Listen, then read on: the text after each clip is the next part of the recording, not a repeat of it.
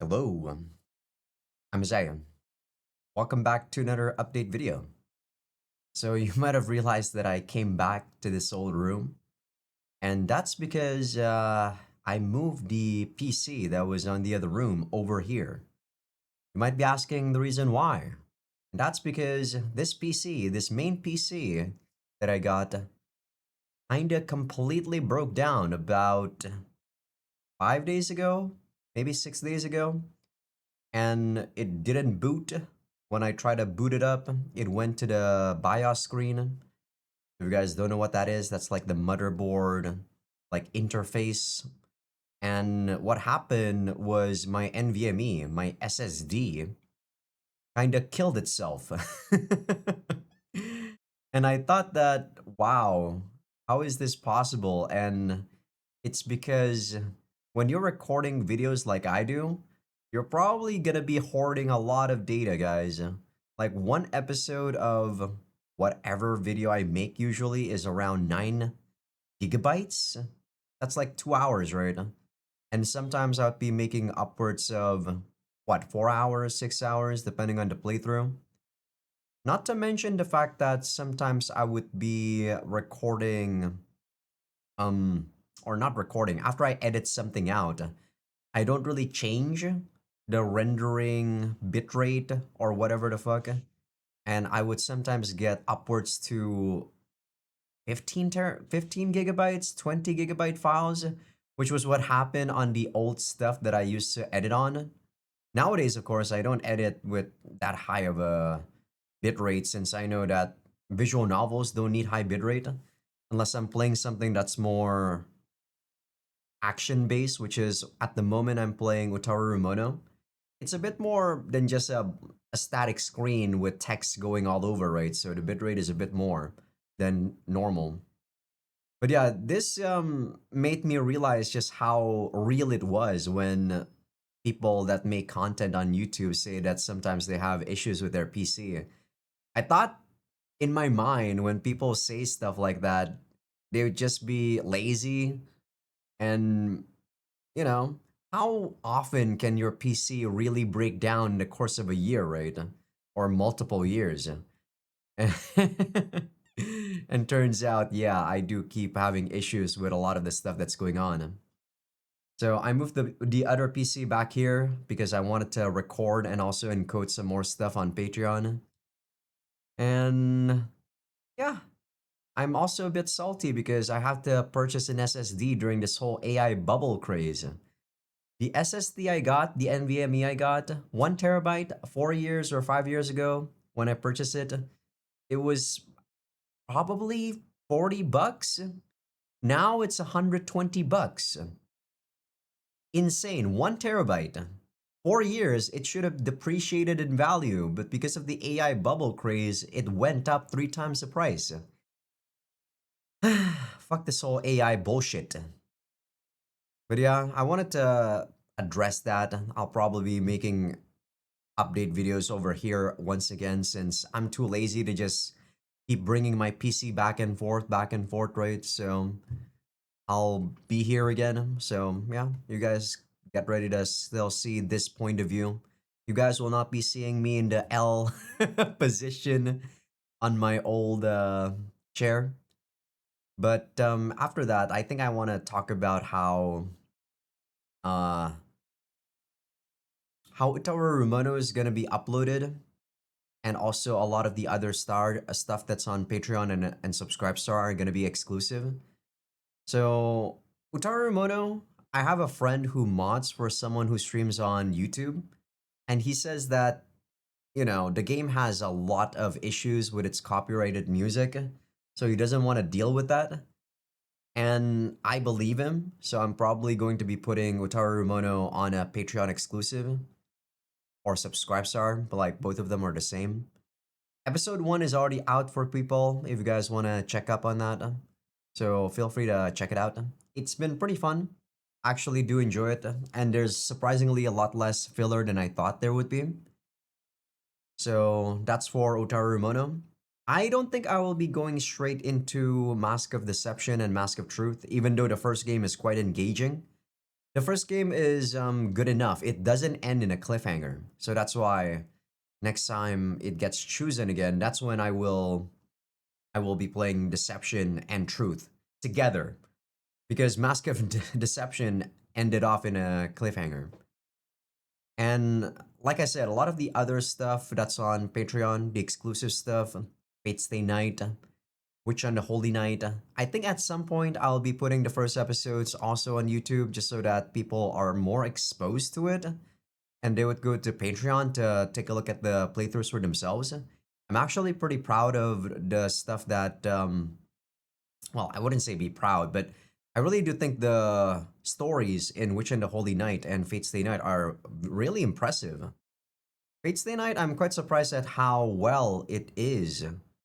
It went through the sands of time, right? That's the saying. Because when I first played that all those years ago, it was good, but now, 15 years plus after I played it, it still lives up to its name. Witch and the Holy Night is just an amazing playthrough through and through. I have no words for it. It's very good. It's a different take compared to Fate Stay Night, but it's much more well balanced, much more well paced. The action wasn't really that much, but you don't read Witch and the Holy Night for the action. It's for the character interactions. It's so good. So yeah, that's gonna be on YouTube at some point, but only on the first episode because I wanna put it so that people are aware that I have those playthroughs, right? Because some people, even though they are on YouTube, they might not necessarily be watching like till the very end. They don't even know if I have a Patreon and whatever. So it's a way for people to still like go to the Patreon really at the end of the day to know that there are like exclusive stuff. And Magikoi, I'm still not done with Magikoi. I'm just finishing up my fourth main route.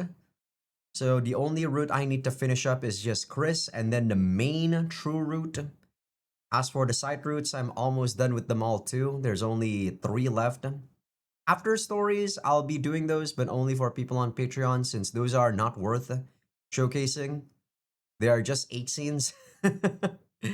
So yeah, for Magikoi, I feel maybe in the next month or so, I'd probably be done with Magikoi. But I will be going to straight to Magikoi S. I actually like Magikoi enough that I don't want to stop and then, you know, play Magikoi S after a couple of months, a couple of years. I don't want that. I want to play it as soon as it's still fresh in my mind. So that's the current plan. As for Sunday uploads, actually got a new key from Robert, and it's going to be returned to what is it called? It's a pretty cool game. I took a look at their Steam page. Return to Shiro Nagasu Island. So Robert is doing the translation for its sequel, which is gonna come out. I don't know when, but the demo is gonna come out soon. So I'll probably do that too if this game is really good. From the looks of it, it's my kind of thing. It's a point and click mystery visual novel. But unlike Kugayama Shiori, where the main character was clearly not there, or he was there just to, like, I don't know, be the Watson of the main character, the actual main character, Shiori. I didn't like that. I didn't like that whatsoever. In this one, it seems like the main character is her own person. So I'm probably going to enjoy it. It's also voice acted, it seems, so quite nice. So expect that in the coming, I don't know, couple of weeks.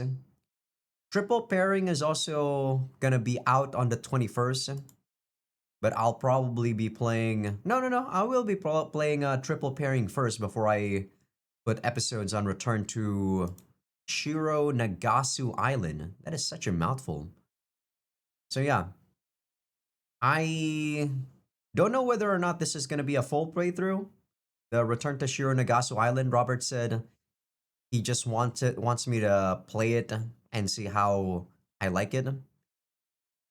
But I think I will enjoy this one compared to Kugayama Shiori. As for triple pairing, it's gonna be the same as how I did Kugayama, or not Kugayama, sorry, Karigurashi Renai. I'll be uploading until I'm done with the opening. And if I like it enough, I'll put a main playthrough, a main one route playthrough on Patreon and Subscribestar.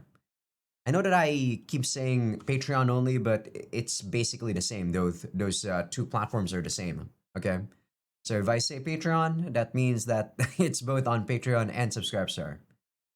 So yeah, that's gonna be it. So Return to Shironagasu Island is gonna be um a Sunday playthrough along with triple pairing. I think triple pairing I would like more than template. I didn't really like template. It doesn't really jive well with me, as I said. It felt a bit too mediocre. It felt a bit too mid.